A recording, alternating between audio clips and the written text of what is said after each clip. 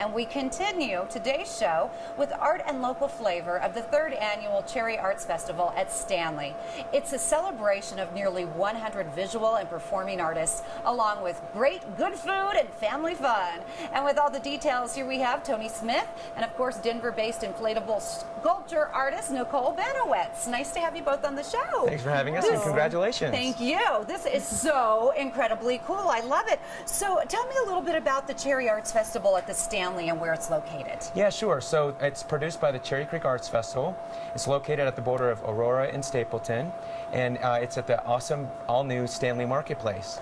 And what different activities for the families can we enjoy? Yeah, so there's going to be creation stations for all ages, and we're going to have food trucks, and you cannot miss the art brunch this coming Sunday. Wait, I heard that's new this year. Yeah, it's all new. What is it all about? We're so excited. It benefits our art education programs year-round. It's going to be a culinary brunch like you've never had before, bottomless mimosas and Bloody Marys and all kinds of take-home art activities like metal stamping and silk screening and watercolor painting. It's just going to be so much fun. I have to say, I adore your bow tie.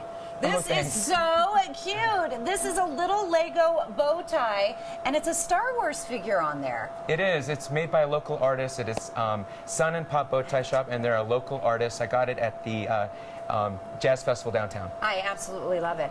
All right, now we understand that you're a world-renowned inflatable sculpture artist based right here in Denver. Where do you get your inspiration for different things like this? So I'm usually inspired by nature, but microscopic nature. So I look at bacteria and viruses and tiny plants and funguses. And this piece here is inspired by radiolaria.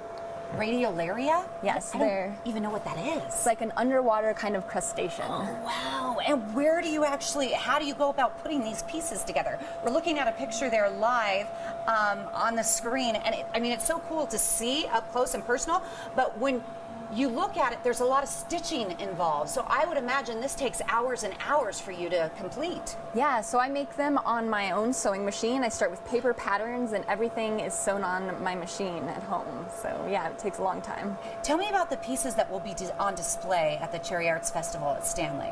I have 2 installations that will be there at the Stanley. One is a large inflatable that'll be on the ground that's based off of kind of a sea monster and a ship put together. And then there'll be a big inflatable up hanging above that's based more off of these kind of fungus forms. Wow, oh my goodness. So as the families stop and the children stop, of course they're going to when they see something like this, you can educate them about what it's actually based off of. Yeah, there's a lot of science involved. I work a lot with students, so they learn about science and get excited about it because of the inflatable sculpture. Very nice. It's really neat to see in person. Very cool. Thanks. So when and where's the festival? How do I get the tickets? So it's this coming weekend, September 15, 16, 17. Okay. And you can buy tickets at Cherry Arts Festival at Stanley, and but be sure to know that it's a free weekend event, but the art brunch is ticketed, and it raises money for our education program. Good, good, good. Okay, so it's all free, but if you want to go to the art brunch, that is ticketed, but you're supporting a wonderful cause. So enjoy. I mean, this is great that we have this in Colorado. It really is something special. What kind of response do you get to your art pieces? I usually have a pretty amazing response because they're big, they're soft, and people just want to come up and touch them because they're curious about what they are. I would imagine, do moms ever ask, can you bring these to birthday parties? Well, I had a residency at the Children's Museum. You did? I could see that. And I had a lot of interaction with families, and they do really love them. I would think it's so important to educate the children. Not only is it fascinating, but like I said, you could sit down and talk to them a little bit more about it. Yeah, it's great. I think art is one of the best ways that you can get young people really excited about all sorts of subjects and really passionate. So events like this, I think, is so important to our community, don't you? Absolutely. Our mission is about promoting art experiences and supporting art education. So we're all about this coming weekend event. It's National Art, Local Flavor. And what other types of art will we be able to see there? Well, there's 13 different mediums of art, painting, sculpture, you name it, we've got it. It's going to be amazing. And something for every price point. That's something that people are sometimes afraid of with art events, is can I buy that? And we have something for everyone. Oh, that's wonderful. And just the 2 of you, with being artists like you are, you have I think you have a desire that you can actually showcase art in so many different ways, like you do with your bow tie. You always have that flair going on and that unique idea, don't you? Yeah, absolutely. I think all of us at Cherry Arts, we share the common love of bringing people together, and that's one of the arts that we have, along with showcasing local artists like Nicole. And Nicole, let's talk about the items that you use to make art like this. I mean, as opposed to like a canvas or someone that's a painter, this is really unique and different. Where do you find the items to use for your art? So I actually use, it's sort of a durable outdoor material. So it's a nylon that's plastic coated, similar to something you'd make more like of a tent out of. And then I often use white because then I can light them so they glow.